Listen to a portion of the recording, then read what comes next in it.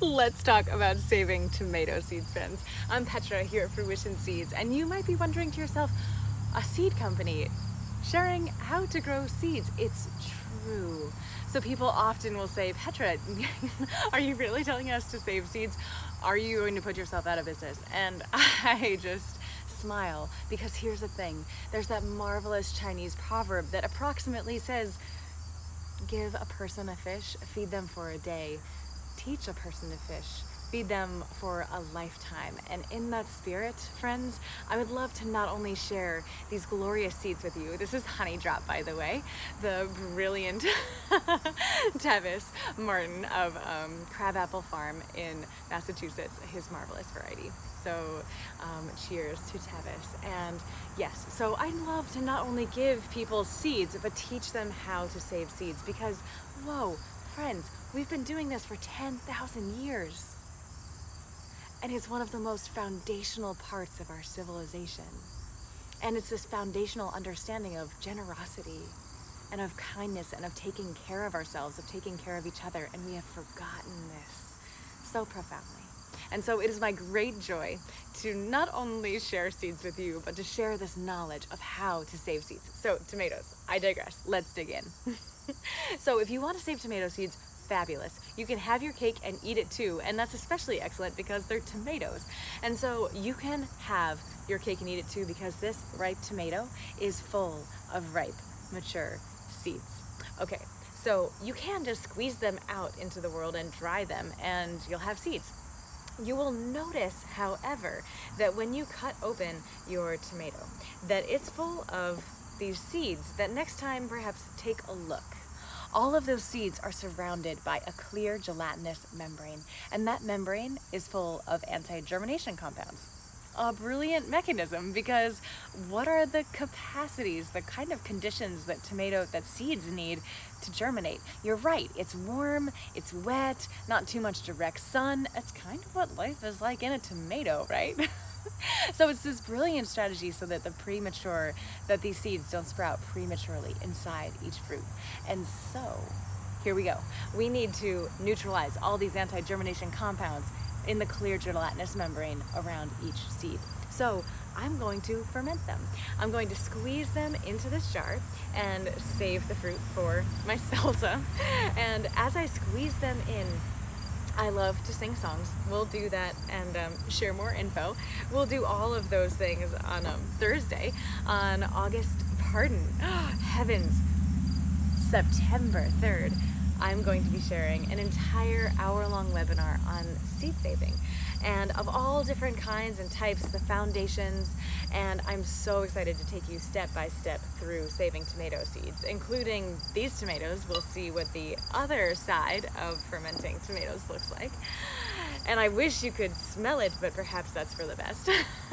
And so yes, once you have just another fun little tip to keep in mind, when you're saving your tomato seeds, friends, you want to make sure that you have 10 feet in between unique varieties. And that is true especially if you're attached to these honey drop tomatoes being honey drop tomatoes and your Paul Robeson tomatoes being your Paul Robeson tomatoes. If you don't mind there being a little cross, you can save seeds from plants that are grown more than 10 feet, less than 10 feet away from each other. And there's always lots of fun when plants cross too. And yes, we're all plant breeders now. P.S. This just in, by the way, more on that soon.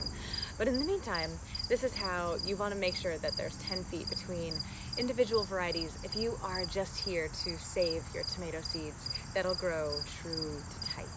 So there are so many other things to mention, and I can't wait to go into much greater detail in our webinar. But in the meantime, I'd love to show you this next step so you can even do, so you can even do it today.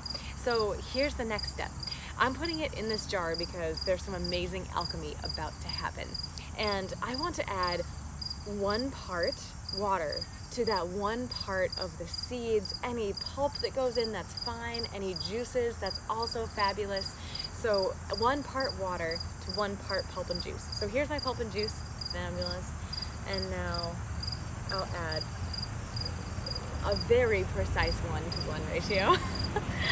And imprecision is precisely what's perfect for this scenario. And now I'm going to leave this in a warm place on our kitchen cupboard and our kitchen counter for the next 3 days. If it's a little cooler, it may take 4 or 5. If it's really warm, it might just take 2 days, but it'll probably be here for the next 3 days. And it's fermenting. The fruit flies are going to be so excited as I am that I'm saving seeds.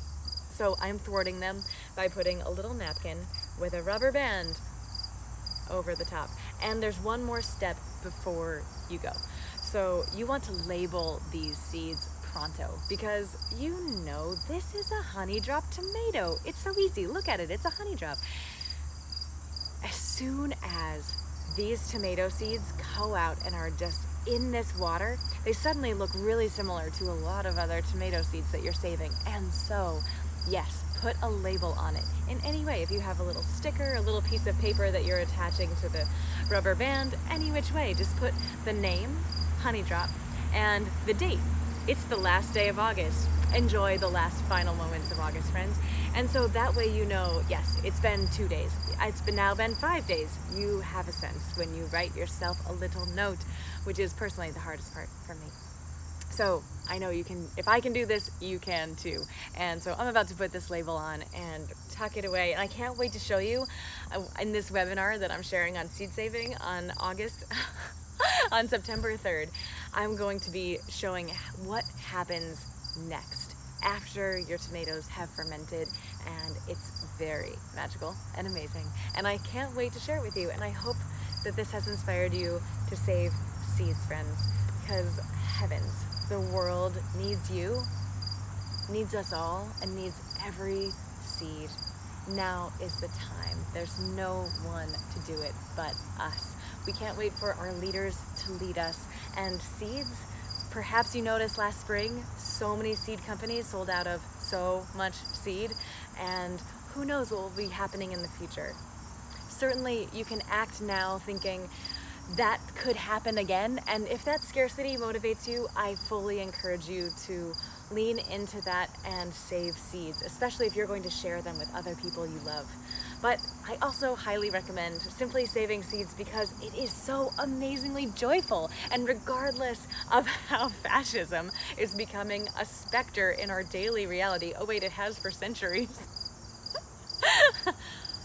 Not funny, Petra, you're right. Regardless of fascism present among us, it is so beautiful to save this seed. Because here's the thing, I grew up in my father's garden, and we saved seeds. I didn't think anything of it at the time. I just knew that we save seeds because we sowed seeds in the spring. And if we want to have seeds in the spring to sow, we better save some, right? And whenever you open up this tomato, you'll see, I mean, how many tomatoes did you plant this year in your garden? There might be 40 or 50 seeds in this tomato. And if you don't need 40 or 50 seeds, suddenly you need friends and other family members and people in your community who might need seeds too. Seeds are one of the most generous foundational currencies of resilience on this planet. So yes, saving them is one of the most wonderful ways to remember that you do have a vote, you do have a voice, and what you do matters every day.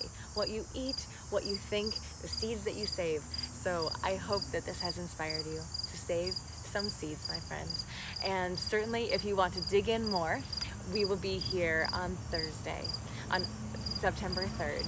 And register even if you can't join us live at 6 p.m. because that webinar replay is going to be delightful in those precious moments when you have a moment. And I can't wait to share our seeds with you. I really can't wait to share how you can save your own seeds so that all this joy and all this abundance can be amplified in this and for so many seasons, for so many generations to come.